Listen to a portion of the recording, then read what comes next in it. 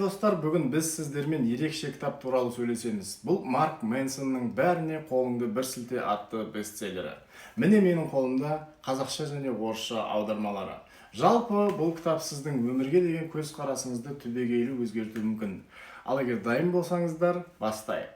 Сіз өмірде бәріне ұнауға тырысып, әр нәрсеге алаңдап жүрсіз бе? Мінсіз болуға ұмтылып, өзіңізді өзгелермен салыстырып шаршадыңыз ба? Өмірден көбірек рахат алғыңыз келе ме?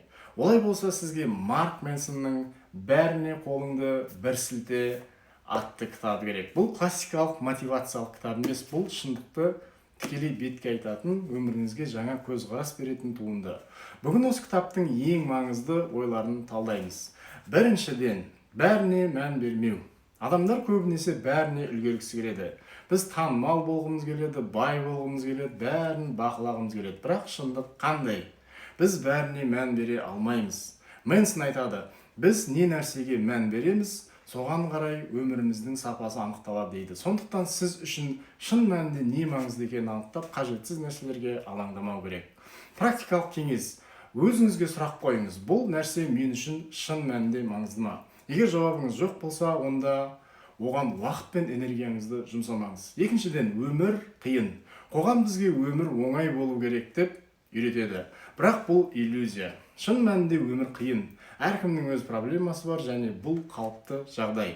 Мэнсон былай дейді: сапалы өмір жақсы проблемаларды таңдай білу. Яғни біз қиындықтардан қашпауымыз керек. Керісінше, өзімізге лайықты қиындықтарды таңдап, оларды шешумен айналысуымыз керек. Практикалық кеңес. Қиындықтарды проблема емес, мүмкіндік ретінде қарастырыңыз. Өмірде бәріне дайын болу керек. Жеңіл жол іздемеңіз. Үшіншіден, өзіңіздің кемшілігіңізді мойындау. Көп адамдар өз кемшіліктерін жасыруға тырысады, бірақ Мэнсон бұған қарсы. Ол былай дейді: сен керемет емессің, және бұл қалыпты жағдай. Өмірде жетістікке жету үшін өзіңіздің әлсіз тұстарыңызды мойындау керек. Бұл сіздің алға жылжуыңызға мүмкіндік береді. Практикалық кеңес. Өз кемшіліктеріңізді мойындап, олармен жұмыс істеу керек. Мінсіздікке ұмтылмаңыз. Керісінше, дамуға ұмтылыңыз. Төртіншіден, жауапкершілікті өзіңізге алу. Көп адамдар өміріндегі жағдайларды сыртқы факторларға сілтей береді.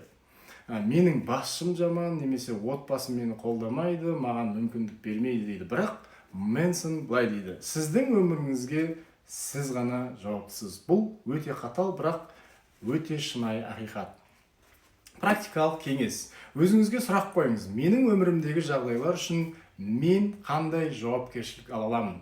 Өз тағдырыңызды өзіңіз жасаңыз. Қорытындылай келе, бұл кітап біз үшін маңызды нәрсені үйретеді. Бәріне мән берудің қажеті жоқ. Өмір қиын, бірақ оны өз көзқарасымызбен жеңілдетуге болады. Өзіңіздің өміріңізге жауапкершілік алу керек. Егер сіз өміріңізді өзгерткіңіз келсе, маңызды нәрселерге ғана назар аударып, қалғанына қолыңызды бір сілтеңіз. Сіз бұл кітапты оқығансыз ба? Оқысаңыз, пікіріңізді комментарийға жазып, және арнаға жазылуды ұмытпаңыз. Алда тағы да қызықты кітаптарды талдайтын боламыз. Келесі кездескенше.